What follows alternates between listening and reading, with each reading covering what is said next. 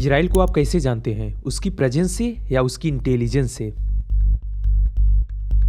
Mossad Israel की एक intelligence agency जिसके ऑपरेशन किसी स्पाई मूवी की तरह लगते हैं। Let's uncover that. The secret of the Mossad are those who serve in the Mossad. This is the main secret and the main power. सबसे पहले इजराइल इंटेलिजेंस के hierarchy को देखते हैं। इसमें सबसे पहले आता है प्राइम मिनिस्टर यानी सुप्रीम लीडर, और इसके 5 सब डिवीजन हैं। पहला मिनिस्ट्री ऑफ फॉरेन अफेयर्स, दूसरा है मिनिस्ट्री ऑफ इंटीरियर जिसके अंडर इन्वेस्टिगेशन डिपार्टमेंट काम करता है, और तीसरा है सिनबेट इजराइल की इंटरनल सिक्योरिटी एजेंसी, और फोर्थ है मिनिस्ट्री ऑफ डिफेंस जिसके अंडर मिलिट्री इंटेलिजेंस काम करती है, और पांचवा है मोसाद जिसका काम इन सबसे अलग है। मोसाद इजराइल की फॉरेन इंटेलिजेंस को देखती है जो अपने आप को खुद कई डिपार्टमेंट में बांटी हुई है, और इसमें पहला डिपार्टमेंट है ऑपरेशनल एंड प्लानिंग जो मोसाद के मैनेजमेंट में काम करती है, और दूसरा है कलेक्शन डिपार्टमेंट जो बेसिकली इंफॉर्मेशन और फॉरेन कवर्ड ऑपरेशन के लिए रिस्पॉन्सिबल होती है, और तीसरा है पॉलिटिकल एक्शन एंड लाइजन जिसका काम होता है कि सभी फॉरेन सर्विसेज के बीच फ्रेंडली रिलेशन बनाना। साथ ही इसका एक और काम होता है कि यह उन कंट्रीज और पॉलिटिकल ग्रुप के कांटेक्ट में रहे जिसका इजराइल के साथ डिप्लोमेटिक रिलेशन नहीं है। इसके साथ मोसाद के 2 और सब पार्ट हैं, ट्रेनिंग एंड रिसर्च।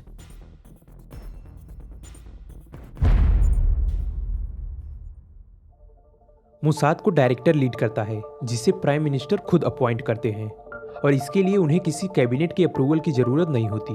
वो डायरेक्ट अपने मन से किसी को भी बना सकते हैं, और वह किसी भी डिपार्टमेंट से हो सकता है।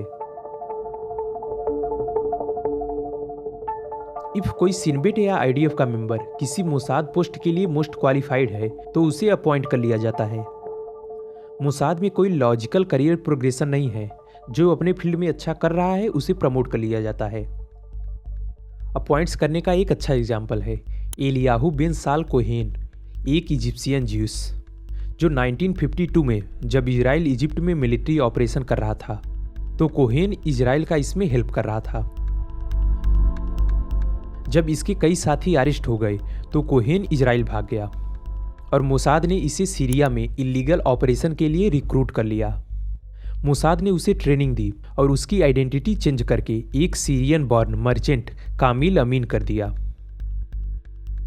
जिसे अर्जेंटीना भेजा गया जहां पर वह जाकर अरब माइग्रेंट कम्युनिटी का एक मेंबर बन गया, और फिर वहां से सीरिया लौटा जहां पर वह पॉलिटिकल और मिलिट्री पर्सनालिटीज के साथ कांटेक्ट बनाया, और वहां से इंफॉर्मेशन लेकर इजराइल भेजता रहा। यह सिलसिला 1961 से 1965 तक चला।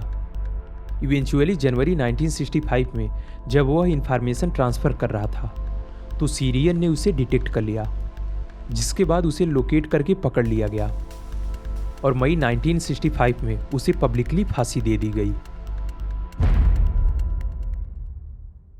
इसकी शुरुआत होती है ऑपरेशन के लिए ऑफिसर के सिलेक्शन से, और ये चीज़ डिपेंड करती है ऑपरेशन का लोकेशन, किस कंट्री में इनको ऑपरेशन करना है, वहाँ कौन सी लैंग्वेज बोली जाती है। इस हिसाब से ऑफिसर्स सिलेक्ट किए जाते हैं, क्योंकि कुछ ऑफिसर्स को वहाँ की वर्बल लैंग्वेज आनी चाहिए। और फिर आता है एजेंट सिलेक्शन जो पूरी तरह से वर्ल्ड की ज्यूस कम्युनिटी पे डिपेंड है। मोसाद का फर्स्ट प्रेफरेंस होता है कि एजेंट ज्यूस हो। इसका सबसे बड़ा कारण है ट्रस्ट। ज्यूस कम्युनिटी का आइडियोलॉजी है कि सभी ज्यूस इजराइल से बिलोंग करते हैं और उन्हें वहां वापस लौटना चाहिए। ये आइडियोलॉजी इजराइल के एजेंट सिलेक्शन में बहुत ज़्यादा हेल्प करती है। एजेंट के सिलेक्शन के बाद इन्हें स्पेशल ट्रेनिंग दी जाती है जो किसी सिलेक्टेड लोकेशन पर या इजराइल में भेज कर दी जाती है। जैसे इनको रेडियो का यूज, कोड कम्युनिकेशन सिखाया जाता है कि कैसे एक दूसरे से कम्युनिकेट करना है। इमरजेंसी में एजेंट लेटर्स या ओपन मेल के द्वारा ऑफिसर्स को अलर्ट करेगा और बाद में कम्युनिकेट करेगा।